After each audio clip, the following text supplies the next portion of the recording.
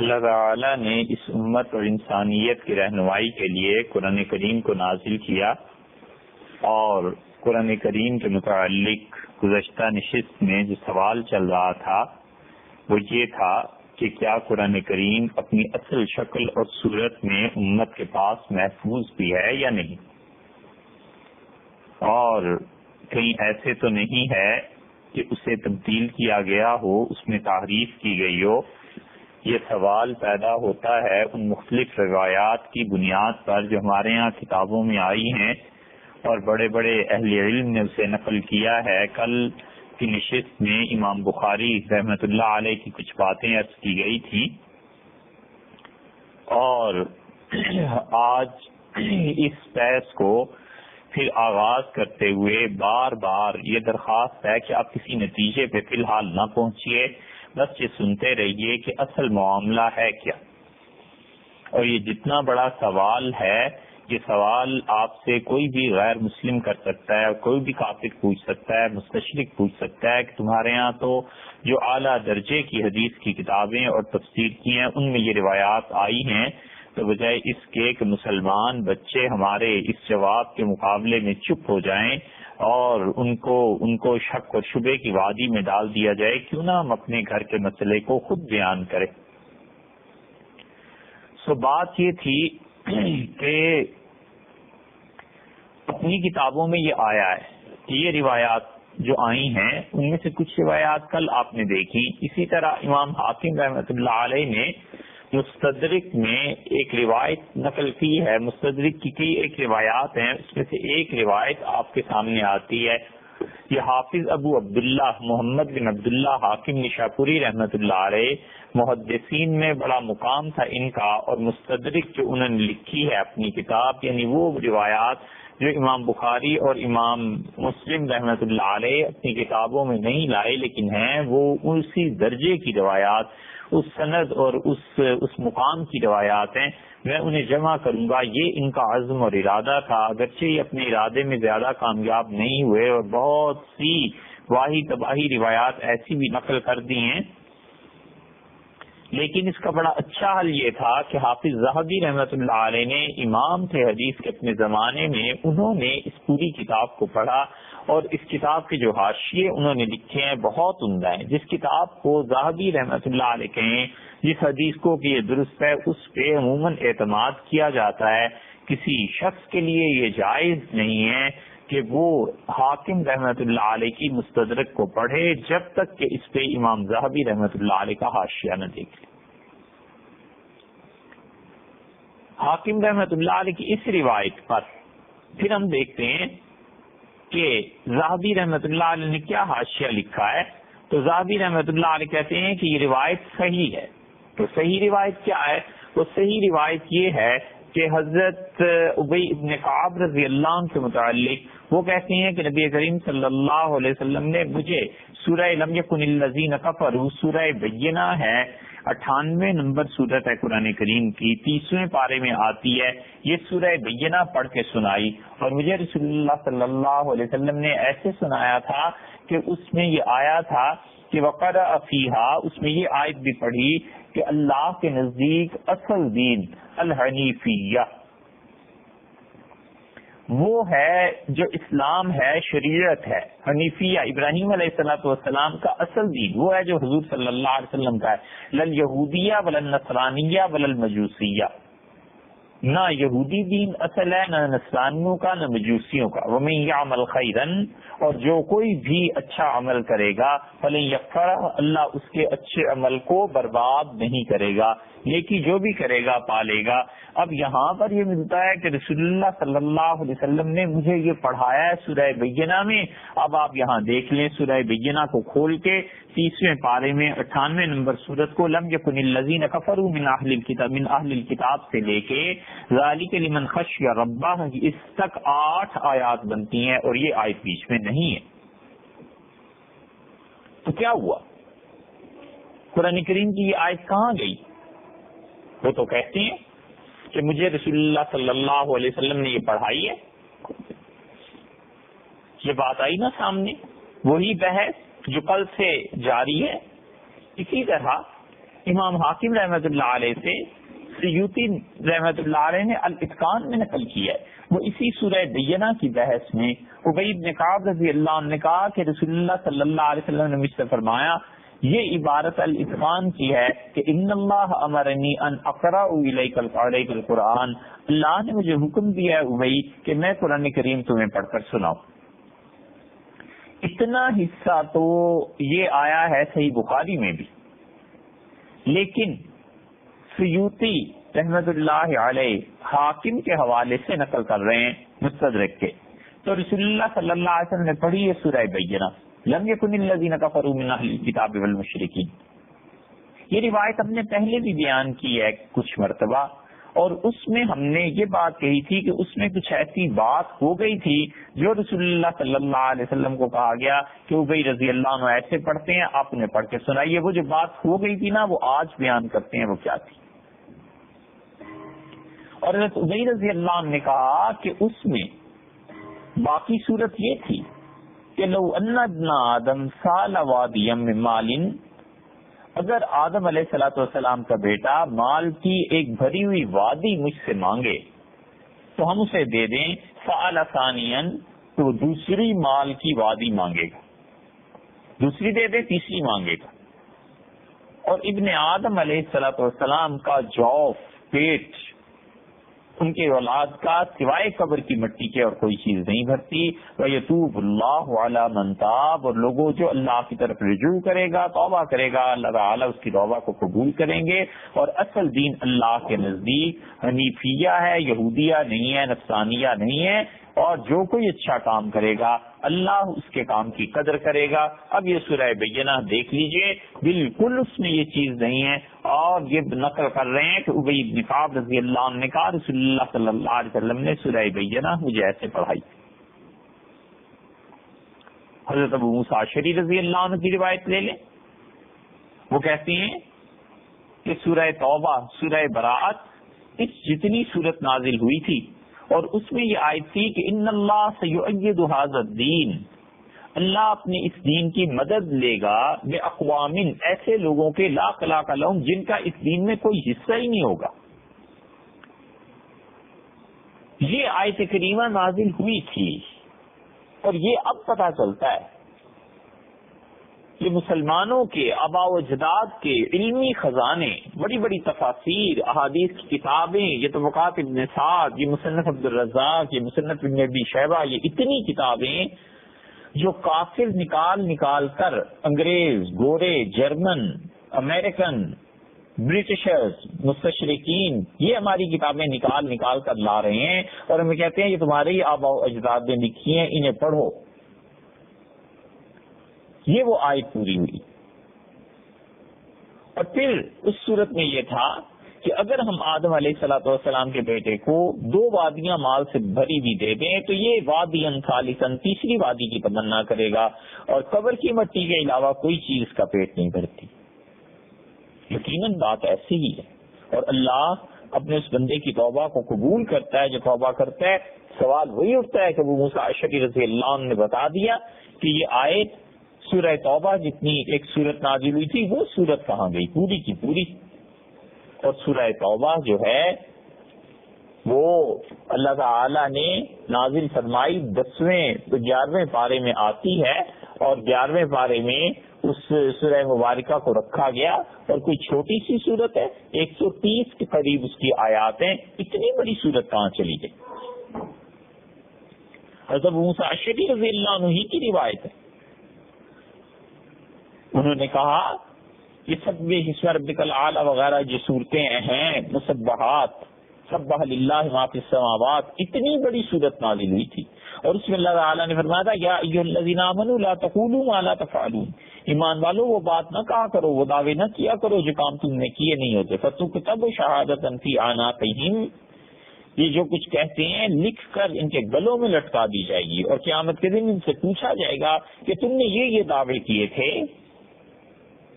تو اور سیدنا عمر رضی اللہ عنہ کہتے ہیں کہ کننا نقرأ، ہم قرآن کریم میں پڑھا کرتے تھے لا ترغبوا عن آبائکم، اپنے والدین کی نافرمانی نہ کرنا، فإنہ کفر بکم، وگرنہ یہ کفر ہوگا تمہارے لیے۔ اور پھر سیدنا عمر رضی اللہ عنہ نے پوچھا زید بن ثابت رضی اللہ عنہ سے اکذالک، ایسے نہیں تھا؟ قال نعم، زید رضی اللہ عنہ نے کہا کہ بالکل یہ آیت تھی۔ نہیں کہا؟ حضرت زید رضی اللہ عنہ وہ آدمی ہے جنہیں رسول اللہ صلی اللہ علیہ وسلم بلا کر وحی لکھوایا کرتے تھے، بڑے درجے رتبے کے آدمی۔ حضرت ابو بکر اور حضرت عمر رضی اللہ عنہما نے ان پر اعتماد کیا ہے، اسی لیے ان کے بارے میں حضرت عبداللہ بن مسعود رضی اللہ عنہ نے ایک سخت جملہ ارشاد فرما دیا تھا، کسی وجہ سے وہ بھی آ جائے گی، تو صحابہ رضی اللہ عنہ نے ابن مسعود رضی اللہ عنہ کی ساری جلالت شان اور قدر کے باوجود اس جملے کو زیادہ پسند نہیں کیا۔ طبرانی کی روایت دیکھ لیں، اس میں بھی ایسی چیزیں آتی ہیں، بہت جگہ یہ چیزیں مل جائیں گی۔ تو یہ قرآن کریم کی وہ صورتیں اور وہ آیات ہیں جن کا تذکرہ ہماری کتابوں میں آیا ہی ہے۔ اسی بات کو تھوڑا سا اور بڑھاتے ہیں تاکہ ساری باتیں ایک مرتبہ کھل کے سامنے آ جائیں، اسی درخواست کے ساتھ کہ فی الحال آپ کسی نتیجے پر نہ پہنچیے۔ مشکات کون نہیں پڑھتا؟ درس نظامی میں سارے علماء کو مشکات شریف پڑھاتے ہی ہیں۔ مشکات شریف کی روایت دیکھ لیجئے، مشکات شریف کی روایت وہ لائے ہیں کتاب النکاح میں، اور حضرت عائشہ رضی اللہ عنہا کی روایت ہے، قالت ارشاد فرماتی ہیں کان فیما انزل من القرآن، جو قرآن کریم رسول اللہ صلی اللہ علیہ وسلم پہ نازل کیا گیا تھا اس میں یہ آیت تھی 10 رضعات معلومات یحرمن، 10 مرتبہ دودھ بچہ پیے،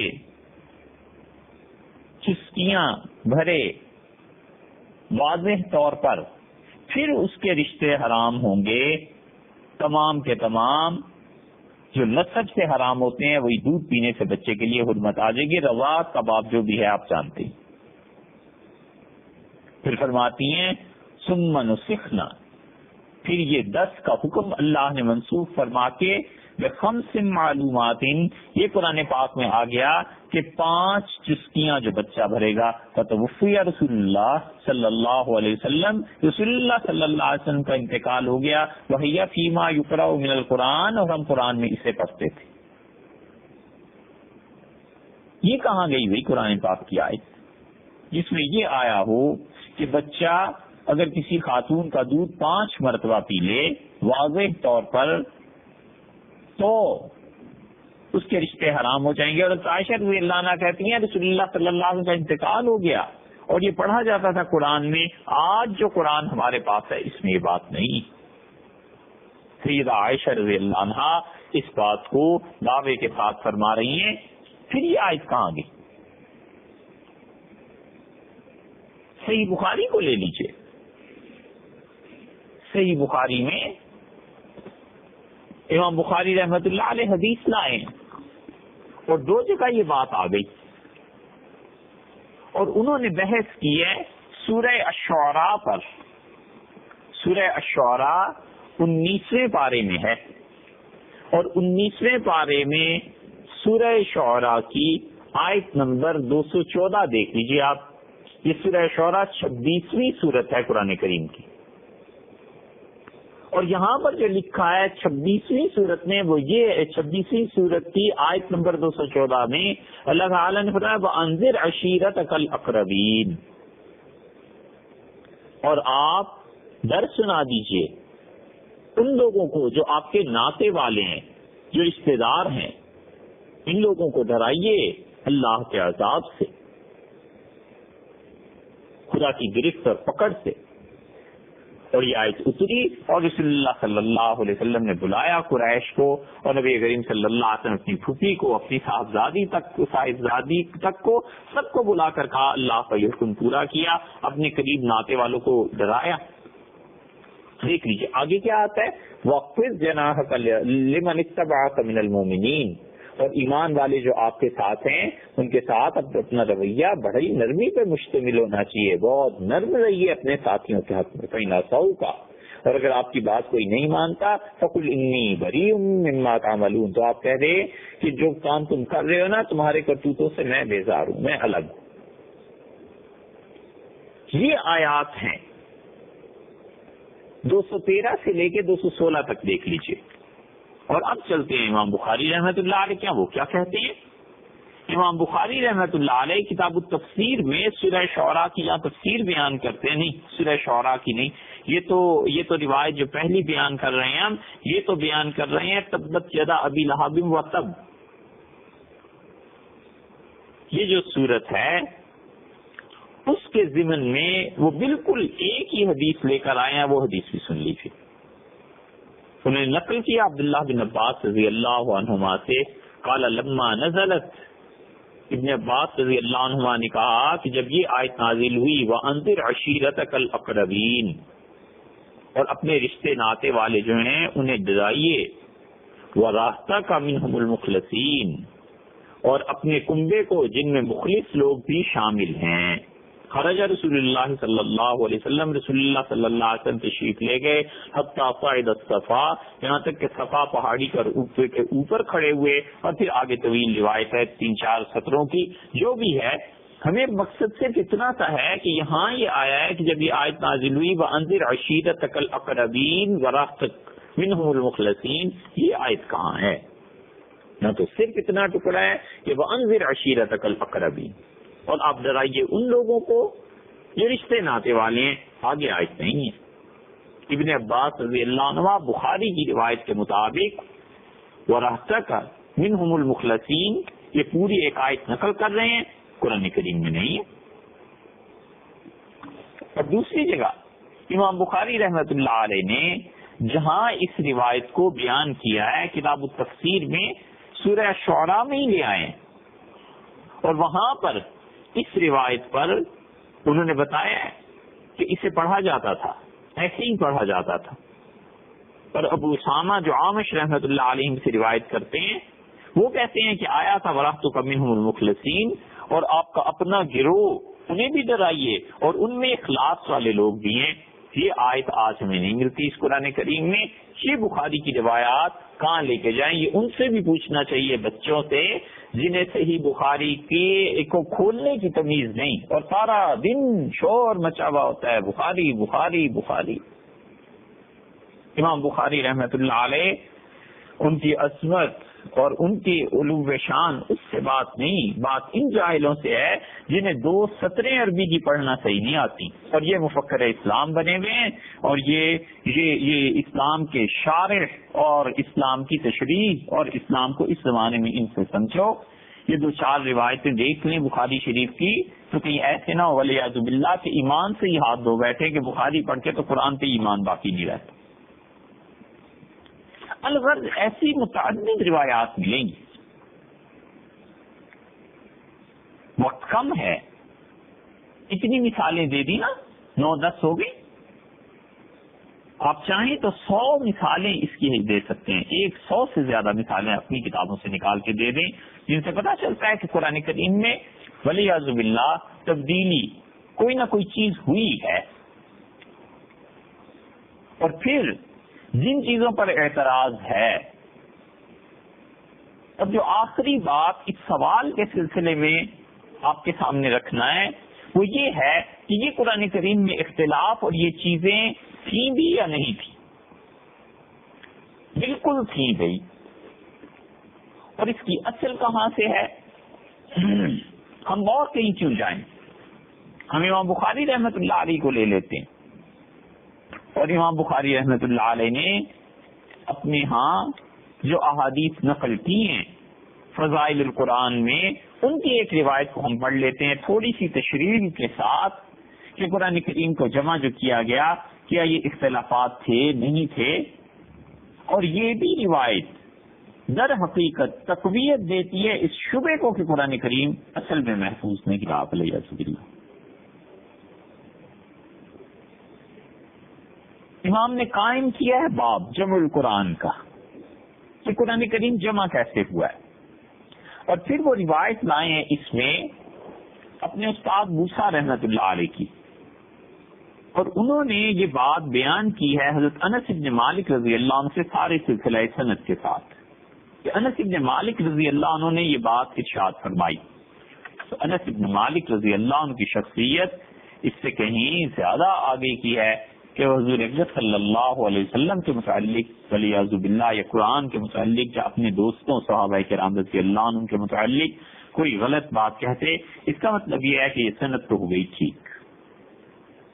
اور وہ کہتی ہیں کہ ان حذیفہ بن یمان، حضرت حذیفہ رضی اللہ عنہ قدم علی عثمان، حضرت عثمان رضی اللہ عنہ کی خدمت میں حاضر ہوئے.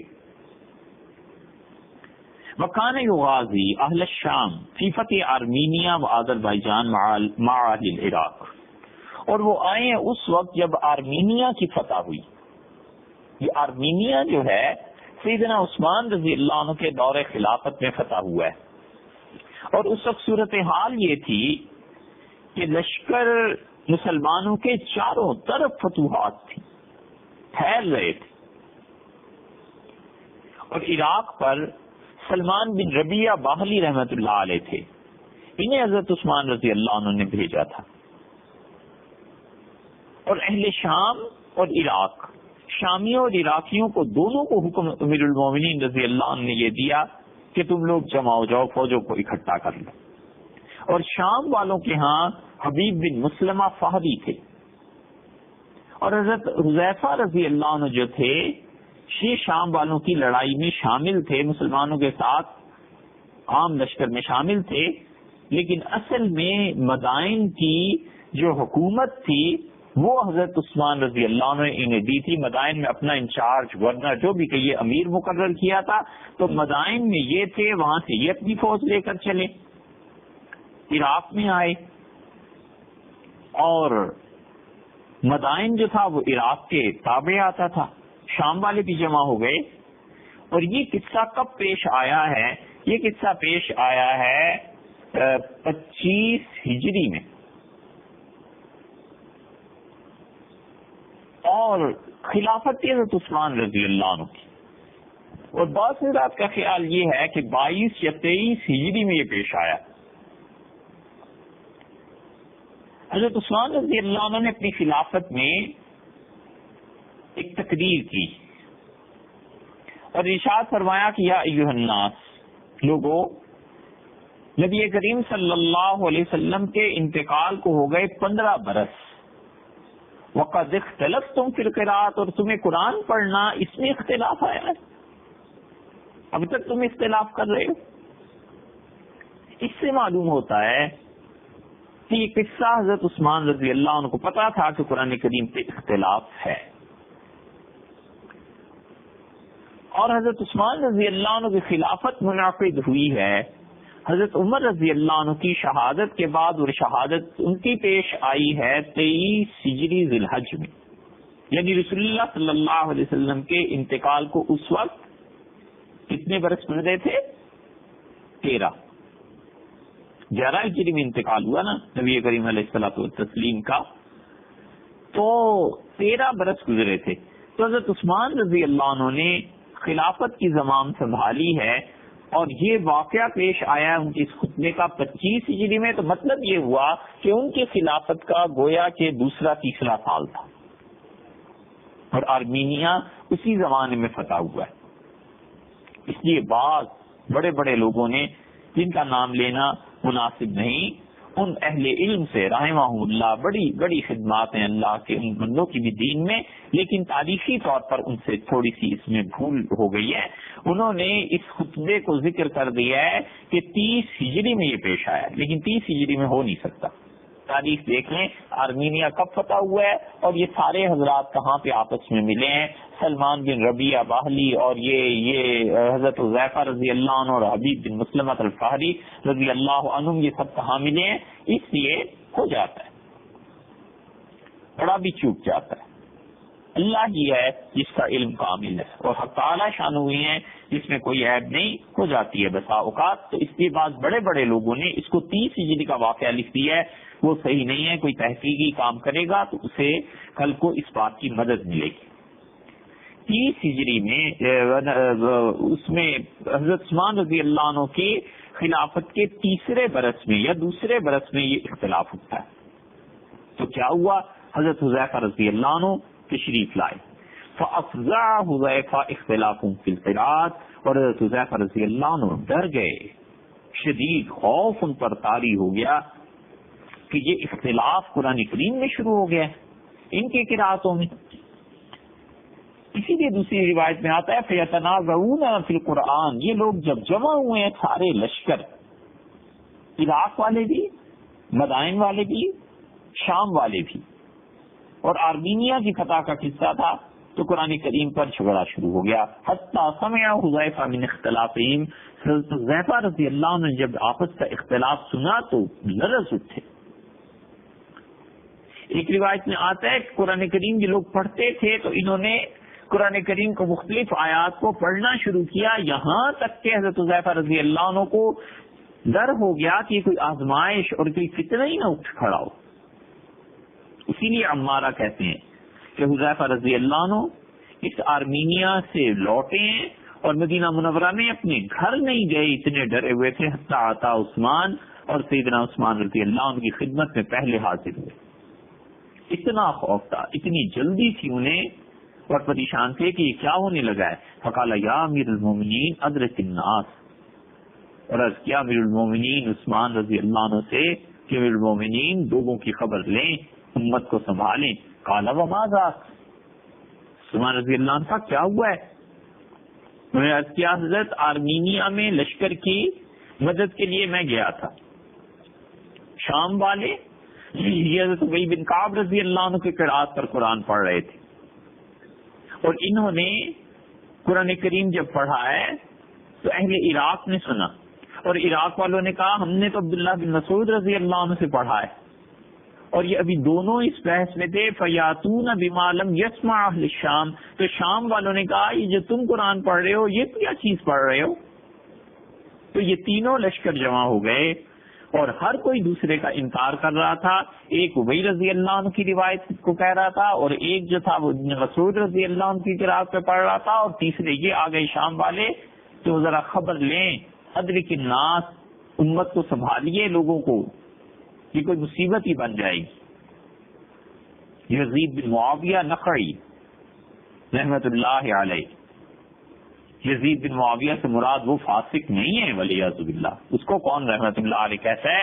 یہ نخعی قبیلے کے تھے یزید بن معاویہ رحمت اللہ علیہ. وہ کہتے ہیں کہ میں مسجد میں تھا ولید بن عقبہ رضی اللہ عنہ کے زمانے میں، اور اس میں حضرت حذیفہ رضی اللہ عنہ بیٹھے ہوئے تھے.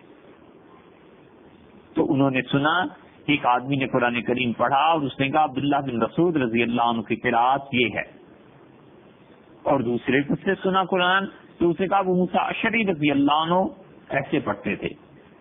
حضرت حذیفہ رضی اللہ عنہ کو بڑا غصہ آیا. ثم قام، اٹھ کھڑے ہوئے، حامد اللہ و اثنا علیہ، اللہ کی تعریف بیان کی، اس کی حمد و ثنا کے بعد کہنے لگے کہ ھذا کان من قبلکم اختلفوا، تم سے پہلے جو امتیں تباہ ہوئی ہیں نا وہ بھی خدا کی وحی میں ایسے ہی اختلاف کرتی تھی جیسے آج تم قرآن سے اختلاف کر رہے.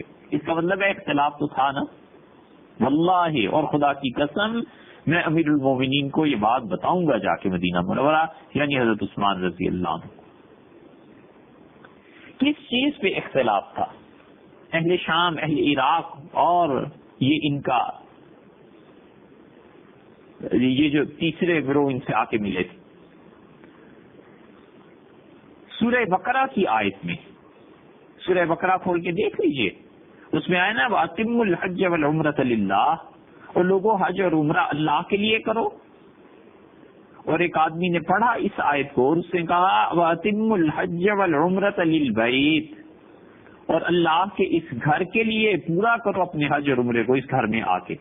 حضرت حذیفہ رضی اللہ عنہ کو شدید غصہ آیا. وَأَحْمَرَتْ عَيْنَاهُ، حتیٰ کہ آنکھیں سرخ ہو گئیں اس سے. اور ابو شاطا رحمت اللہ علیہ کہتے ہیں حضرت حذیفہ رضی اللہ عنہ نے بڑا برا منایا. انہوں نے کہا ان کوفہ والوں کو دیکھو، کہتے ہیں ابن مسعود رضی اللہ عنہ کی قرات یہ، بصرہ والوں کو دیکھو، کہتے ہیں ابو موسیٰ اشعری رضی اللہ عنہ کی قرات یہ ہے. خدا کی قسم میں مدینہ منورہ جاؤں گا اور میں امیر المومنین عثمان رضی اللہ عنہ سے کہوں گا کہ ختم کریں انفرادوں کی باتوں کو اور ایک ہی طرح قرآن کو پڑھا جائے. یہ قصہ اس سے پہلے بھی پیش آیا ہے. یہ حضرت حذیفہ رضی اللہ عنہ ہیں جنہوں نے کہا تھا کہ وَلَقَدْ عَلِمَ الْمَحْفُوظُونَ، رسول اللہ صلی اللہ علیہ وسلم صحابہ رضی اللہ عنہ جو جانتے ہیں سو اچھی طرح جانتے ہیں کہ اللہ کا قرب قیامت میں حاصل کرنے کے لیے سب سے قریبی راستہ جو ملے گا وہ ابن مسعود رضی اللہ عنہ ہی کا ہوگا. یہ وہی حذیفہ رضی اللہ عنہ ہے. ان حضرات نے اختلاف اور احترام کو جمع کر لیا تھا.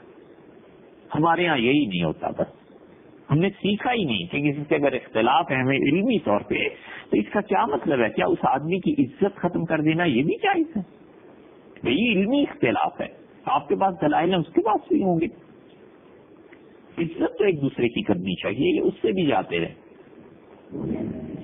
یہ تو باتیں ساری بعد میں پیش آئیں. اس سے بھی پہلے کی بات اگر آپ دیکھیں تو عبداللہ بن مسعود رضی اللہ عنہ کی حیات طیبہ میں ہی ایسے ہوا ہے. حضرت حذیفہ رضی اللہ عنہ نے عرض کیا کہ حضرت مجھے یہ بات پہنچی ہے کہ آپ کہتے ہیں کہ میری قرات ایسی ہے، فلاں کی ایسی، فلاں کی ایسی. ابن مسعود رضی اللہ عنہ نے کہا ہاں. حذیفہ رضی اللہ عنہ نے کہا کراہت ان یقال قرات فلان وقرات فلان. حضرت میرا جی نہیں لگتا، میں اسے گوارا نہیں کرتا کہ یہ کہا جائے کہ یہ فلاں کی قرات ہے اور فلاں کی قرات ہے. فیختلفون، یہ امت مختلف ہو جائے گی جیسے کہ اہل کتاب مختلف ہو گئے. جیسے تورات اور انجیل میں یہی چیزیں پیش آئیں اور وہی محفوظ نہیں رہی، اس امت کے ساتھ بھی یہی ہو جائے گا. اس سے معلوم ہوتا ہے کہ حضرت عبداللہ ابن مسعود رضی اللہ عنہ سے انہوں نے اپنی رائے کا اظہار فرما دیا تھا. اور یہ بعد میں واقعہ پیش آیا ہے کہ شام، عراق، مدائن، یہ سارے لوگ یہ بعد میں ملے ہیں تو پھر وہی واقعہ بڑے پیمانے پر پیش آ گیا. اور ایک روایت میں آتا ہے کہ سیدنا عثمان رضی اللہ عنہ نے مدینہ منورہ میں قرآن کریم کے پڑھانے کے لیے جو اساتذہ مقرر کیے تھے وہ اپنے اپنے طریقے کے مطابق قرآن کریم پڑھاتے تھے. تو بچے آپس میں ایک دوسرے سے بات کرتے تھے کہ آج تم نے کیا پڑھا، میں نے کیا پڑھا. تو بچوں کا آپس میں جھگڑا ہوا کہ قرآن ایسے ہے، دوسرا کہتا تھا نہیں ایسے ہے. یہاں تک کہ یہ اختلاف ان بچوں کے اساتذہ تک پہنچا تو اساتذہ نے آپس میں بات چیت کی. فبلغ ذلك عثمان، تو امیر المومنین عثمان رضی اللہ عنہ تک یہ بات پہنچی کہ آج دارالخلافہ میں مدینہ منورہ میں یہ بحث آج کل چل رہی ہے. تو حضرت عثمان رضی اللہ عنہ نے خطبہ دیا اور ارشاد فرمایا انتم عندی تختلفون، میں بھی زندہ ہوں، مدینہ منورہ میں یہ اختلاف کی حالت ہے. تو جو شہر مجھ سے دور ہیں اشد اختلافاً، اس میں اختلاف کا کیا عالم ہوگا. اور مصعب بن سعد رحمۃ اللہ علیہ کی روایت میں آتا ہے حضرت عثمان رضی اللہ عنہ نے فرمایا کیا تم قرآن کریم میں شک پیدا کرنے والے بن جاؤ گے. کوئی کہتا ہے ابن مسعود رضی اللہ عنہ کی قرات میں آتا ہے اور دوسرا کہتا ہے کہ خدا کی قسم ہم اس قرات کے علاوہ کوئی پڑھیں گے ہی نہیں. اور محمد بن سیرین رحمۃ اللہ علیہ کہتے ہیں کہ ایک آدمی قرات کو پڑھتا تھا قرآن کریم کو اور دوسرے سے کہتا تھا یہ بات ایسے نہیں ہے. یہ ساری چیزیں امیر المومنین سیدنا عثمان رضی اللہ عنہ تک پہنچی. یہ فتنہ سر اٹھا رہا ہے. فکلم عثمان فی ذالک، سیدنا عثمان رضی اللہ عنہ نے کہا میں ضرور اس پہ بات کروں. عراق والوں کی طرف سے شکایات اٹھی، شام والوں کی طرف سے، حتیٰ کہ مدینہ منورہ. اور سیدنا عثمان رضی اللہ عنہ امیر المومنین تھے، خلیفہ راشد تھے، ان کا فرض بنتا تھا اور انہوں نے فرض اپنا پورا کیا. تو حذیفہ رضی اللہ عنہ نے کہا کہ عثمان امیر المومنین رضی اللہ عنہ اس امت کی خبر لیجئے قبل اس کے کہ یختلفوا فی الکتاب، یہ ہیں بخاری کے الفاظ، اس امت میں خدا کی اس آخری وحی پر ایسا اختلاف پیدا ہو جائے قرآن پر، اختلاف الیہود والنصارى، جیسے کہ عیسائیوں اور یہودیوں کا تورات اور انجیل کے بارے میں اختلاف ہے، قرآن ضائع نہ ہو جائے. اور صلی عثمان الی حفصہ، حضرت عثمان رضی اللہ عنہ نے کہا کہ جاؤ حفصہ کے پاس. کس کو بھیجا یہ ہمیں معلوم نہیں پتا چل سکا کہ سیدنا عثمان رضی اللہ عنہ نے کس کو اس مقصد اور اس کام کے لیے بھیجا تھا. مسلمان جب تحقیق کرتے تھے اور تحقیق کرتے ہیں تو آپ تو کہیں گے کہ شاید یہ بہت چھوٹی بات ہے، لیکن جو وکیل ہوتے ہیں، جو مقدمہ ہوتا ہے، جو بحثیں ہوتی ہیں عدالت میں، ایک ایک چیز میں تنقید کرتے ہیں نا، اسی طرح یہ تنقیحات بھی ہوتی تھی. اس میں بھی بحث ہوئی کہ حضرت عثمان رضی اللہ عنہ نے بھیجا کس کو تھا، ہمیں نہیں معلوم گئی، ان کا نام نہیں معلوم ہو سکا. سیدنا عثمان رضی اللہ عنہ نے بہرحال کسی کو بھیجا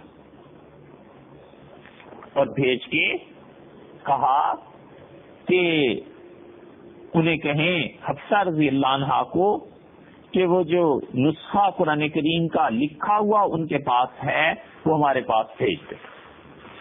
یہ بات نہیں ہے کہ صرف حضرت حذیفہ رضی اللہ عنہ جا کے کہہ دیا اور حضرت عثمان رضی اللہ عنہ تک شکایات پہنچی اور آپ نے خود ہی فیصلہ فرما لیا. اس بات کو ابن ابو داؤد لائے ہیں اصل، اور وہ صحیح ترین چیز وہ ہے کہ حضرت عثمان رضی اللہ عنہ نے بلایا، لوگوں کو جمع کیا، صحابہ کرام رضی اللہ عنہ. حضرت عثمان رضی اللہ عنہ نے اپنی خلافت میں جو عہد کیا تھا نا عبد الرحمن بن عوف رضی اللہ عنہ سے، انہوں نے کہا تھا کہ کیا آپ اس طریقے پر چلیں گے جو وہ بکر اور عمر کا طریقہ تھا؟ تو حضرت عثمان رضی اللہ عنہ نے کہا بالکل میں چلوں گا. تو عبد الرحمن بن عوف رضی اللہ عنہ نے خلافت ان کے حوالے کی تھی. سیدنا عمر رضی اللہ عنہ بھی لوگوں کو بلاتے تھے، حضرت عثمان رضی اللہ عنہ بھی وہی طریقہ رکھا. اتنی بڑی بات پر وہ بھلا مشاورت نہ کرتے، انہوں نے بلایا. اور سوید بن غفلہ کی روایت میں آتا ہے کہ عثمان رضی اللہ عنہ نے پوچھا صحابہ کرام رضی اللہ عنہ سے، بڑے بڑے صحابہ کرام رضی اللہ عنہ سے، کہ اپنی رائے دو کیا کریں.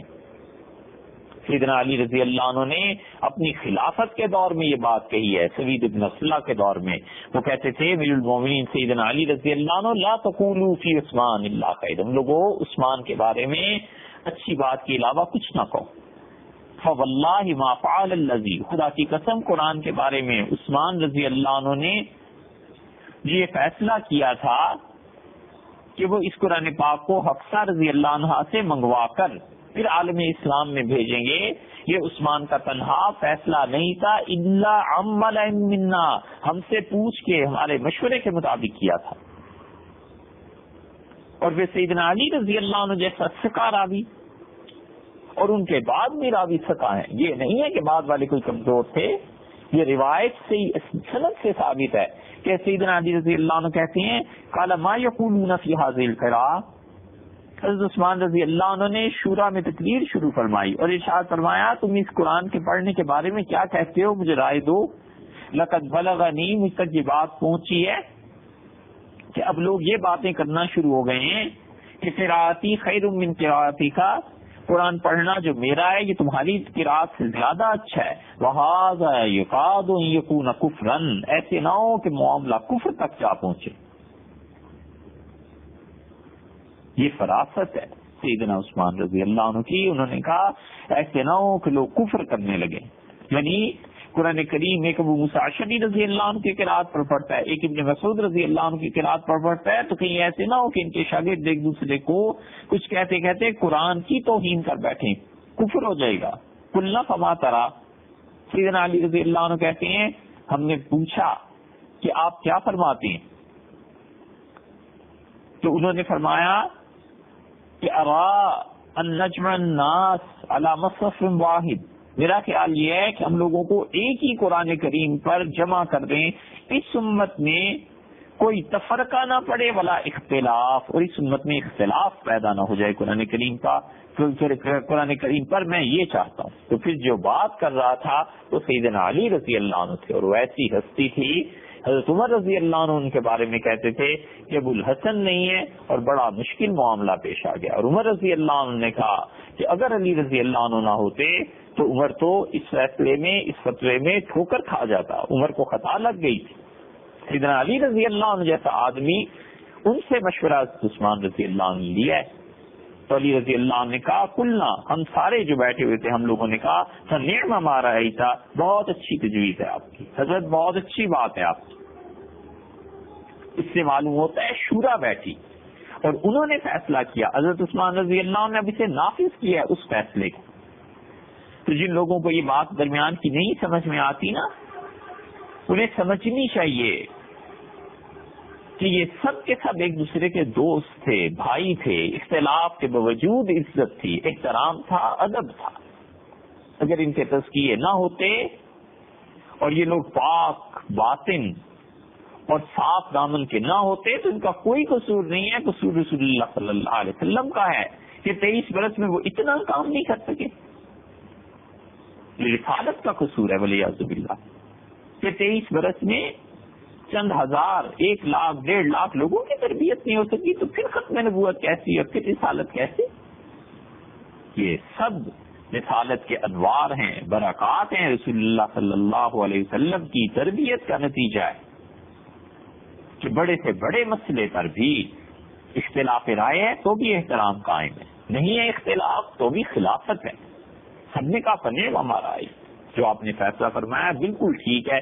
پھر کیا ہوا؟ اب دیکھیے پھر بخاری کی روایت، فارسل عثمان الی حفصہ، سیدنا عثمان رضی اللہ عنہ نے حفصہ رضی اللہ عنہ کے پاس بھیجا اور انہیں کہا کہ قرآن کریم بھیج دیں. حضرت حفصہ رضی اللہ عنہ نے انکار کر دیا. انہوں نے کہا نہیں، یہ تو سیدنا ابو بکر رضی اللہ عنہ نے جمع کروایا تھا والد محترم کے مشورے کے ساتھ، اور یہ بہت بڑی چیز ہے. تو حضرت عثمان رضی اللہ عنہ نے وعدہ کیا کہ ہم اس کی ایک کاپی بنائیں گے، اس سے نسخے اور لکھیں گے، اور پھر ثم نردھا الیک، یہ بخاری کے الفاظ کہ ننسخھا فی المصاحف. امیر المومنین رضی اللہ عنہ نے کہا ان سے عرض کرنا کہ ہم آپ کی اس نسخے کے مطابق اور نسخے تیار کریں گے، پھر ہم آپ کو پاس اس کو بھیج دیں گے. تو وعدے کے بعد حضرت حفصہ رضی اللہ عنہ نے یہ قرآن کریم حضرت عثمان رضی اللہ عنہ کو بھیجا. فامر زید بن ثابت، حضرت عثمان رضی اللہ عنہ نے کہا زید بن ثابت 1، عبداللہ بن زبیر 2، سعید بن العاص 3، عبد الرحمن بن حارث 4، ان سب سے کہا کہ قرآن کریم کی کتابت کرو، قرآن کو اس طرح لکھو. اور ہوا یہ کہ جب قرآن کریم آیا ہے حضرت عثمان رضی اللہ عنہ کے پاس، حضرت عثمان رضی اللہ عنہ نے 12 آدمیوں کو جمع کیا جو قریش سے تھے اور انصار سے تھے. ان میں پہلے نمبر پہ تو ابی بن کعب رضی اللہ عنہ تھے. ان کو بلایا اور حضرت عثمان رضی اللہ عنہ نے حضرت عمر رضی اللہ عنہ کے گھر میں بھی یہ تحریر بھیجی تھی کہ وعدے کے مطابق ہم قرآن آپ کو واپس کریں گے. اور پھر فرمایا کہ دیکھو تم سب لوگوں نے قرآن کریم لکھنا ہے، 12 آدمیوں کو فرمایا، اور اگر کسی لفظ کے لکھنے میں تمہیں اختلاف پیش آ جائے کہ اسے کیسے لکھنا چاہیے تو اخر اسے چھوڑ دینا، یعنی مشورے تک چھوڑ دینا، ہم لوگ جو فیصلہ کریں گے پھر ایسے لکھنا. ابن سیرین رحمۃ اللہ علیہ کہتے ہیں کہ حضرت عثمان رضی اللہ عنہ نے اس لیے اس بات کو مؤخر کیا کہ قرآن کریم کی کتابت وہ کی جائے جو آخری مرتبہ رسول اللہ صلی اللہ علیہ وسلم نے جبریل امین کو، اور جبریل نے آپ کو قرآن کریم 2 مرتبہ سنایا تھا، اس کے مطابق یہ تحریر ہونی چاہیے. حضرت عثمان رضی اللہ عنہ نے کہا من اکتب الناس، لوگوں میں سب سے اچھا لکھنے والا کون ہے؟ تو لوگوں نے کہا رسول اللہ صلی اللہ علیہ وسلم کے کاتب زید بن ثابت رضی اللہ عنہ. حضرت عثمان رضی اللہ عنہ نے کہا اچھا بھائی فأی الناس عرب، سب سے زیادہ عربی کون جانتا ہے؟ فصیح ترین انسان مجھے بتاؤ. لوگوں نے کہا سعید سب سے اچھی عربی جانتے ہیں، سعید بن العاص. حضرت عثمان رضی اللہ عنہ نے فرمایا سعید کو کہو قرآن کریم پڑھے، اور زید کو کہا کہ اس کو لکھنا جیسے تمہیں سعید لکھوائیں. حضرت عثمان رضی اللہ عنہ نے کہا قرآن کریم کی عربی وہ تحریر کرنا جو سعید بن عاص بن امیہ کہیں. اس کی وجہ یہ ہے کہ یہ سعید بن عاص بن امیہ ہے نا، حضور اکرم صلی اللہ علیہ وسلم کے طرز گفتگو میں سب سے بڑے آدمی تھے. عجیب بات ہے، لوگ انہیں جب سنتے تھے سعید رضی اللہ عنہ کی تقریر یا کوئی بات تو صحابہ رضی اللہ عنہ کہتے تھے اس بچے نے بالکل رسول اللہ صلی اللہ علیہ وسلم کا لہجہ لے لیا ہے، ایسے ہی بولتا ہے جیسے نبی کریم صلی اللہ علیہ وسلم ارشاد فرماتے تھے. اللہ کی کیسی حکمتیں اور کیا چیز ہے. اس کے باپ جو تھے سعید بن لاس کے باپ آس بن سعید، یہ سعید رضی اللہ عنہ کے باپ آس جو تھا یہ بدر میں مشرک تھا، مارا گیا. اس کے دادا سعید رضی اللہ عنہ کے، اس کا بھی نام سعید تھا، یہ بھی بدر میں مشرکین کے ساتھ مارے گئے. اور سعید بن آس انہوں نے 9 سال رسول اللہ صلی اللہ علیہ وسلم کی حیات طیبہ کے دیکھی، اور حضرت عثمان، حضرت عائشہ رضی اللہ عنہ وغیرہ کی روایات مسلم میں آئی ہیں، سعید رضی اللہ عنہ نے بیان کی ہیں. حضرت عثمان رضی اللہ عنہ نے انہیں کوفہ میں لگا دیا تھا، کوفہ میں ان کی حکمرانی رہی ہے. پھر مدینہ منورہ میں حضرت معاویہ رضی اللہ عنہ نے لگا دیا تھا. اور معاویہ رضی اللہ عنہ تو اتنے ان کے قائل تھے کہ فرماتے تھے لکل قوم کریم، ہر قوم کے کچھ نہ کچھ معزز افراد ہوا کرتے ہیں، ہمارے ہاں سب سے زیادہ عزت والا یہ سعید. اور سعید رحمت اللہ رضی اللہ عنہ سے اللہ نے سب سے بڑا کام جو لیا ہے وہ قرآن کریم کا. قرآن کریم انہوں نے لکھوایا اور بہت فصیح انسان تھے. مدینہ منورہ میں انتقال ہوا ہے 59 ہجری میں ہوا ہے یا 58 میں ہوا ہے، بس ایسے ان کا انتقال ہوا ہے. دوسرے آدمی حضرت عثمان رضی اللہ عنہ جی نے لکھا تھا، ابی بن کعب 1، زید بن ثابت 2، سعید رضی اللہ عنہ 3، چوتھے آدمی مالک بن ابی عامر کو لگایا تھا. یہ مالک بن ابو عامر جو ہے نا، یہ امام مالک رحمت اللہ علیہ کے دادا ہیں. امام مالک رحمت اللہ علیہ جو ائمہ اربعہ مجتہدین میں شمار ہوتے ہیں، ان کے دادا کو بھی حضرت عثمان رضی اللہ عنہ نے اس کمیٹی میں رکھا تھا. اور انس بن مالک رضی اللہ عنہ کو بھی، اور عبداللہ بن عباس رضی اللہ عنہ کو بھی. تو ابی بن کعب، زید، سعید، انس بن مالک، عبداللہ بن عباس اور مالک بن ابو عامر رضی اللہ عنہم، یہ 6 افراد تو یہ تھے، باقی اور بھی تھے. تو حضرت عثمان رضی اللہ عنہ نے ان سے قرآن لکھوایا، تحریر کروایا. اور یہ سب کے سب قریش اور انصار سے تعلق رکھتے تھے. اور زید رضی اللہ عنہ نے ابتدا کی اور سعید رضی اللہ عنہ نے بولنا شروع کیا، اور یہ لکھواتے رہے یہاں تک کہ یہ قرآن کریم پورا ہوا ہے. اور یہ واقعہ جب پیش آیا ہے تو حضرت عبداللہ بن مسعود رضی اللہ عنہ زندہ تھے کوفہ میں. ابن مسعود رضی اللہ عنہ کو نہیں بلایا جا سکا. یہ نہیں ہے کہ آپس میں کوئی ایسی بات تھی، اصل بات اتنی سی تھی کہ یہ سارا کچھ مدینہ منورہ میں ہوا ہے. ابن مسعود رضی اللہ عنہ کا انتظار نہیں کیا گیا، اور حضرت حذیفہ رضی اللہ عنہ مسلسل کہہ رہے تھے کہ جلدی کرو، تو انہوں نے یہ باتیں کی.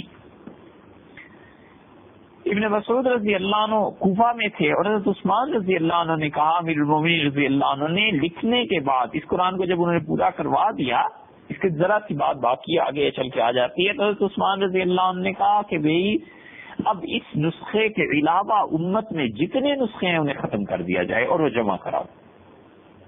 یہ جب حکم پہنچا عبداللہ بن مسعود رضی اللہ عنہ تک تو انہیں بڑا ہی شدید صدمہ اس کا ہوا، کیونکہ وہ قرآن کریم جو ان کے پاس تھا وہ انہوں نے لکھا تھا اور رسول اللہ صلی اللہ علیہ وسلم کے سامنے تحریر ہوا تھا. ابن مسعود رضی اللہ عنہ تک جب یہ خبر پہنچی کہ امیر المومنین رضی اللہ عنہ نے کہا ہے کہ ابن مسعود سے بھی ان کا نسخہ لے لیا جائے، اور زید بن ثابت نے جو کچھ لکھا ہے یہ نسخے دیے جائیں لوگوں کو، اور اس کے مطابق آئندہ قرات ہوگی. تو ابن مسعود رضی اللہ عنہ مسجد میں آئے، تقریر کی اور فرمایا یا معاشر المسلمین، مسلمانوں، خلیفہ وقت یہ کہتے ہیں کہ میرا جو نسخہ ہے وہ لے لیں گے، اور ایسے شخص کو وہ قرآن کریم لکھوا کے نسخہ بھیج رہے ہیں کہ جس کا حال یہ تھا کہ واللہ لقد اسلم، تو میں اسلام قبول کر چکا تھا اور ابھی تو اس کے کافر باپ نے اسے جنم بھی نہیں دیا تھا، اس کی شادی بھی نہیں ہوئی تھی. اور پھر ابن مسعود رضی اللہ عنہ نے کہا میں نے رسول اللہ صلی اللہ علیہ وسلم کی زبان مبارک سے 70 سے زیادہ صورتیں سن کے یاد کی تھی، اور یہ زید تو کھیلتا تھا اس وقت بچوں کے ساتھ.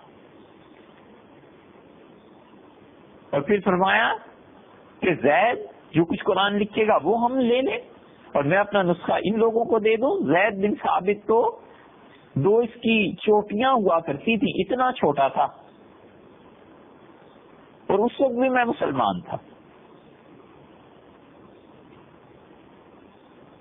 لیکن ان سب چیزوں کے باوجود عثمان رضی اللہ عنہ نے کہا کہ انہیں کہو کہ جو کچھ حضرت ابو بکر رضی اللہ عنہ نے اپنے دور میں لکھوایا ہے اور سیدنا عمر رضی اللہ عنہ کے کہنے پہ، اور پھر زید بن ثابت نے بھی اسی کو دیکھ کے سامنے رکھ کے اور سعید نے املا کروا کے سب چیزوں کا اتفاق ہو گیا ہے. اور یہ زید بن ثابت جو ہیں یہ وحی کے کاتب تھے، لکھنے والے تھے رسول اللہ صلی اللہ علیہ وسلم کے دور میں. میں اس بات کو نہیں چھوڑ سکتا. ابن مسعود رضی اللہ عنہ اپنا نسخہ واپس دیں گے. اسی لیے شاہ زوری کہتے ہیں کہ حضرت عبداللہ بن مسعود رضی اللہ عنہ نے جو زید رضی اللہ عنہ کے متعلق یہ جملے کہے تھے، قابل صحابہ رضی اللہ عنہ کو ان جملوں سے اتفاق نہیں ہوا. تو حضرت عثمان رضی اللہ عنہ کا حکم غالب آیا اور ابن مسعود رضی اللہ عنہ کو اپنا نسخہ دینا پڑا. اور یقیناً امیر المومنین خلیفہ راشد سیدنا عثمان رضی اللہ عنہ کو زیادہ حق بجانب تھے اس بات کی، ان کی ذمہ داری تھی امت کو متحد کریں. وہ دیکھ رہے تھے کہ کیا کیا چیزیں اٹھ سکتی ہیں. حکومت نہیں کرنی تھی، خلافت نہیں چلانی تھی. حضرت عثمان رضی اللہ عنہ نے سارے نسخے واپس منگوا لیے. اور پھر حضرت عثمان رضی اللہ عنہ نے کہا زید بن ثابت سے کہ تم لکھو گے. عبداللہ بن زبیر رضی اللہ عنہ بھی اس میں شامل تھے، 6 آدمی یہ ہو گئے. اور عبد الرحمن بن حارث بن ہشام کو بھی. حضرت عثمان رضی اللہ عنہ نے فرمایا اس کے متعدد نسخے تیار کرو، اور جب تم میں اختلاف ہو جائے کہ کسی لفظ کو لکھنا کیسے ہے تو زید بن ثابت میں اور تم لوگوں میں اختلاف ہو تو فَاكْتُبُوهُ بِلِسَانِ قریش، جیسے قریش لکھتے ہیں ایسے لکھنا. فَإِنَّمَا نَزَلَ بِلِسَانِهِمْ، اللہ نے قرآن کو قریش کی زبان میں نازل فرمایا ہے. فَفَعَلُوا، اس کمیٹی نے بیٹھ کے قرآن کریم کو ایسے ہی لکھا. اس لیے ہم کہتے ہیں کہ سیدنا عثمان رضی اللہ عنہ کے تحریر کے علاوہ قرآن کریم کو لکھنا حرام ہے، جائز نہیں ہے. یہ جو اب پاکستان میں پرنٹنگ پریس لگ گئے ہیں نا بہت سے، اور قرآن کریم کی کتابت بہت سے کرتے ہیں، خاص طور پہ یہ تاج کمپنی والے کرتے رہے. کتنی جگہ قرآن کریم میں انہوں نے اس رسم الخط کا لحاظ نہیں رکھا جو سیدنا عثمان رضی اللہ عنہ نے لکھایا تھا. قرآن کی صرف قرات تلاوت اسی کی حفاظت ضروری نہیں ہے، ہم کہتے ہیں اس کے ساتھ ساتھ اس کی بھی حفاظت ضروری ہے کہ قرآن کا رسم الخط تبدیل نہ کیا جائے. مگر یہ کام حکومتوں کے ہیں، اور اب حکومتوں کو نئے دین سے فرصت نہیں ہے تو قرآن کریم کا کیا. اب تو ماشاءاللہ روشن دین آ رہا ہے نا، روشن مسلمان. حضرت عثمان رضی اللہ عنہ نے کہا دیکھو لکھنا ہے تم نے تو قریش کی طرز پر لکھو گے. اب جب یہ لوگ دوسرے پارے کی تحریر کرتے ہوئے تابوت پر پہنچے، آخر پہ لفظ آتا ہے دوسرے پارے کے بالکل آخر پہ ایک جگہ لفظ آیا ہے نا کہ اللہ تعالیٰ نے فرمایا ان سے کہ تابوت ہے، اور اس تابوت میں اللہ کی طرف سے جو سکون کی چیزیں تھیں وہ ہیں. تالوت کے قصے میں اللہ تعالیٰ نے وہاں بتایا ہے. اس پہ صحابہ کرام رضی اللہ عنہ کا اختلاف ہوا کہ تابوت کو کیسے لکھا جائے، اور یہ اختلاف سیدنا عثمان رضی اللہ عنہ تک پہنچا. دوسرے پارے میں سورہ بقرہ میں وہ آیت نمبر 248 ہے جہاں پر یہ آیا ہے، بلکہ 247 ہے. وقال لهم نبيهم ان آیۃ ملکہ ان یاتیکم التابوت فیہ سکینۃ من ربکم، اور ان کے نبی علیہ الصلوۃ والسلام نے کہا کہ اس شخص کی سلطنت کا نشان یہ ہے کہ تمہارے پاس تابوت لوٹ آئے گا. تو 248 نمبر آیت ہے، بلکہ 47 نہیں 48 ہے. اس میں تابوت کا جو لفظ آتا ہے اس میں ہوا اختلاف کہ تابوت لکھنا کیسے. قریشی جو صحابہ رضی اللہ عنہ تھے انہوں نے کہا تابوت لکھا جائے گا، اور آخر پر جو تا ہے اس میں اختلاف ہے تو یہ تا سیدھی لکھی جائے گی جیسے ہم اردو میں لکھتے ہیں نا الف بے تے ایسے. اور زید بن ثابت رضی اللہ عنہ کا نہیں، یہ تو لکھی جائے گی ایسے کہ گول تا بنے گی اور اس کے اوپر 2 نقطے آئیں گے، گول تا. یہ رسول اللہ صلی اللہ علیہ وسلم کے دور میں بھی ایسے لکھی گئی تھی. تو حضرت عثمان رضی اللہ عنہ تک پہنچی. حضرت عثمان رضی اللہ عنہ نے کہا کہ نبی کریم صلی اللہ علیہ وسلم کے دور میں دیکھو قرآن کریم کیسے لکھا گیا تھا قریش کی زبان سے، تو قریش کیسے تابوت کو لکھتے ہیں. تو پتہ چلا جو اصل نسخہ دیکھا گیا تو اس میں تا جو تھی وہ اسی طرح لکھی تھی، یعنی سیدھی اور اس کے درمیان میں دو نقطے، گول نہیں. تو عثمان رضی اللہ عنہ اکتبوا تابوت، تابوت کو ایسے لکھنا جسے ہم اردو میں تے کہتے ہیں، بے تے ایسے. فإنه نزل بلسان قریش، قریش کی زبان ایسے ہی ہے. تو اب تک قرآن کریم میں اسی طرح لکھا جاتا ہے. یہاں بھی دیکھ لیجئے تو یہ تا جو ہے یہ سیدھی ہے. یہ حضرت عثمان رضی اللہ عنہ نے مشورے کے بعد لوگوں کو بتایا کہ نبی کریم صلی اللہ علیہ وسلم کے دور میں بھی ایسے بھی لکھا گیا. یہ ہوا قصہ. اور پھر امام بخاری رحمۃ اللہ علیہ اس روایت میں کہتے ہیں کہ یہاں تک کہ جب سب چیزیں لکھ لی گئیں، نسخوا الصحف فی المصاحف، تو حضرت عثمان رضی اللہ عنہ نے حضرت حفصہ رضی اللہ عنہ کا قرآن کریم واپس بھجوا دیا. عبداللہ بن عمر رضی اللہ عنہ کہتے تھے کہ وہ مروان تھا اور اس نے وہ نسخہ حضرت حفصہ رضی اللہ عنہ سے پھر منگوایا. حضرت معاویہ رضی اللہ عنہ کے زمانے میں جب یہ وہاں کا گورنر رہا ہے مدینہ منورہ کا، تو اس نے ام المومنین حفصہ رضی اللہ عنہ سے کہا کہ وہ قرآن کریم دے دیں. تو حفصہ رضی اللہ عنہ نے انکار کر دیا کہ میں تو نہیں دوں گی. تو سالم کہتے تھے، یہ سالم عبداللہ بن عمر رضی اللہ عنہ کے بیٹے ہیں، تو حضرت حفصہ رضی اللہ عنہ کے گویا بھتیجے ہوئے، پھوپھی ہوئی ان کی. تو سالم کہتے ہیں جب ہماری پھوپھی کا انتقال ہوا حفصہ رضی اللہ عنہ کا اور ہم ان کی تدفین سے لوٹے ہیں، تو بڑی سختی سے مروان نے کہا عبداللہ بن عمر رضی اللہ عنہ سے کہ اب آپ کی ہمشیرہ کا انتقال ہو گیا ام المومنین رضی اللہ عنہ کا، آپ وہ نسخہ مجھے ضرور واپس بھجوائیں. تو عبداللہ بن عمر رضی اللہ عنہ نے وہ بھجوا دیا. تو مروان نے یہ کہا حضرت عبداللہ بن عمر رضی اللہ عنہ سے کہ حضرت میں کسی بدگمانی سے یہ نسخہ نہیں منگوا رہا، مجھے ڈر یہ لگتا ہے کہ انی لخشیت ان طال بالناس زمان، ایک وقت گزر جائے اور لوگ اس نسخے کو عزت ادب کے ساتھ محفوظ رکھیں اور پھر کل کو کوئی یہ نہ کہنے لگے کہ اس نسخے میں تو ایسے لکھا ہے اور عثمان نے جو لکھوایا تھا ایسے لکھا ہے، یہ امت کی ٹوٹ نہ جائے. یہ تھی بات. مروان نے وہ نسخہ منگوا لیا. اس امت کو جمع کرنے میں کوئی معمولی کوششیں نہیں ہوئی. یہ مروان کوئی اچھا آدمی تھوڑا ہی تھا، لیکن صحابہ کرام رضی اللہ عنہ کی فکر اس نے دیکھی ہوئی تھی کہ وہ امت کو جمع کرنا چاہتے ہیں. تو پھر اس نے کیا کیا؟ حضرت زید رضی اللہ عنہ کی روایت میں آتا ہے ایک جگہ، اور راوی کہتے ہیں کہ اس نسخے کو دھو دیا گیا تھا اور دھونے کے بعد پھر اسے جلا دیا گیا تھا. اور حضرت عثمان رضی اللہ عنہ کو بھی یہ نسخہ حضرت حفصہ رضی اللہ عنہ نہیں دے رہی تھی. پھر جب دیا ہے تو اس طرح ہوا ہے آگے کا قصہ. یہاں پر یہ بات کہ حضرت عثمان رضی اللہ عنہ نے اس نسخے سے کتنے نسخے آگے کو لکھوائے تھے؟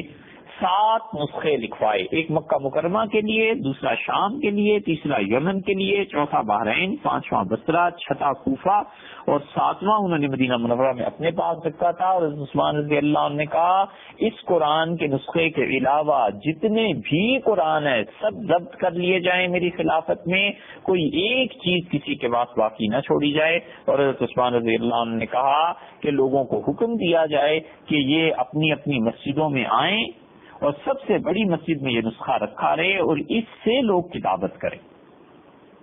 مکہ مکرمہ، شام، یمن، بحرین، بصرہ، کوفہ 6 اور مدینہ منورہ 7، ان 7 نسخوں کو بڑی بڑی مسجدوں میں رکھا گیا اور لوگ جوق در جوق آتے تھے اور حضرت عثمان رضی اللہ عنہ سے اس قرآن کریم کے نسخے جو مروی سے ہیں وہ سارے کے سارے گئی ہیں. اور پھر آیا ہے کہ کیا ہوا یہاں تک کہ وَأَمَرَ بِمَا سَوَاهُ مِنَ الْقُرْآنِ فِي كُلِّ صَحِيفَةٍ، حضرت عثمان رضی اللہ عنہ فرمایا اس قرآن کے علاوہ جتنے نسخے بھی پائے جاتے ہیں، جتنا کچھ بھی لکھا گیا ہے، ان یحرق، اسے جلا دیا جائے۔ یہ ہے حضرت عثمان رضی اللہ عنہ پہ اعتراض کہ بخاری میں آتا ہے قرآن جلا دیا جائے۔ حضرت عثمان رضی اللہ عنہ نے قرآن جلوا دیے تھے۔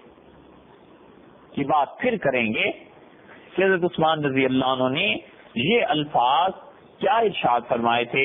امام بخاری رحمۃ اللہ علیہ نے یہ جو روایت لکھی ہے اس کے آخر پہ یہ ہے وہ اعتراض جو امیر المومنین خلیفہ راشد نبی کریم صلی اللہ علیہ وسلم کے دوہرے داماد سیدنا عمر رضی اللہ عنہ نے جن پہ اعتبار کیا اور سیدنا علی رضی اللہ عنہ جن کی مجلس شورا میں تھے، ان پر اعتراض کیا جاتا ہے کہ ارے عثمان رضی اللہ عنہ نے قرآن جلا دی، قرآن جل گیا۔ اور آخری بات اس سلسلے میں کہ قرآن کریم کا ہوا کیا، پھر اپنی ہی کتابوں کی ایک اور روایت بھی سنیے، یہ ابن ماجہ ہے جو حدیث کی نہایت عمدہ کتابوں میں شمار ہوتی ہے اور اسے پڑھتے پڑھاتے ہیں، اور اس کتاب کو سیاہ ستہ میں شامل مانا گیا ہے۔ اس میں آتا ہے سنن ابن ماجہ میں امام ابن ماجہ رحمۃ اللہ علیہ نے ابواب قائم کی ہیں اور انہوں نے یہاں پر نکاح کی بات کی ہے، اور کتاب النکاح میں وہ اس چیز کو لائے ہیں کہ حضرت عائشہ رضی اللہ عنہا کہتی ہیں کہ رجم کی آیت نازل ہوئی، اور یہ آیت بھی نازل ہوئی کہ کوئی بڑا 10 چسکیاں لے لے تو اس کے لیے رضاعت ثابت ہو جائے گی۔ وَلَقَدْ كَانَ فِي صَحِيفَةٍ تَحْتَ السَّرِيرِ، اور یہ تحریر جو تھی یہ میری چارپائی کے نیچے پڑی ہوئی تھی۔ فلما مات رسول اللہ صلی اللہ علیہ وسلم، نبی کریم صلی اللہ علیہ وسلم کا جب وفات کا مرض شروع ہوا، وتشاغلنا بموتہ، اور ہم رسول اللہ صلی اللہ علیہ وسلم کی وفات کے مرض میں بہت مصروف تھے، آپ کی تیمارداری میں، خدمت میں، دخل داجن، تو ایک بکری، ایک جانور پالتو جو ہمارے گھر میں تھا، فاکلھا، اس نے ان آیات کو کھا لیا۔ اس لیے جو کہتے ہیں کہ بکری کھا گئی تھی تو یہی روایت ہے، سیدہ عائشہ رضی اللہ عنہ بیان کرتی ہیں، بالکل صحیح روایت ہے، اس میں کون سی ایسی بات ہے بھائی؟ لیکن ہم پھر درخواست کرتے ہیں کہ آپ کسی نتیجے پر نہ پہنچیے، فی الحال یہ سن لیجئے تو قرآن کریم اس میں اختلافات، پھر حضرت عثمان رضی اللہ عنہ پہ یہ بات یا الزام کہ انہوں نے جلا دیا، اور پھر حضرت عائشہ رضی اللہ عنہ نے تو بات ہی مکمل کر دی کہ قرآن کی آیات کی بکری کھا گئی۔ یہ ہیں وہ اعتراضات جو مستشرقین کرتے ہیں اور کہتے ہیں کہ تمہارا قرآن پورا نہیں ہے، اور اس میں بھی ایسی تبدیلیاں اور تحریف واقع ہوئی ہے جیسی ہماری تورات اور انجیل میں ہوئی تھی، تم کس طرح کہہ سکتے ہو کہ قرآن پورا ہے؟ یہ ان کے اعتراضات تھے، لیکن چونکہ ہماری کتابوں سے لی جاتی ہیں باتیں، ہمارے یہاں خود بھی ایسی چیزیں آئی ہیں، تو یہ اعتراض یہ سوال تھا۔ پھر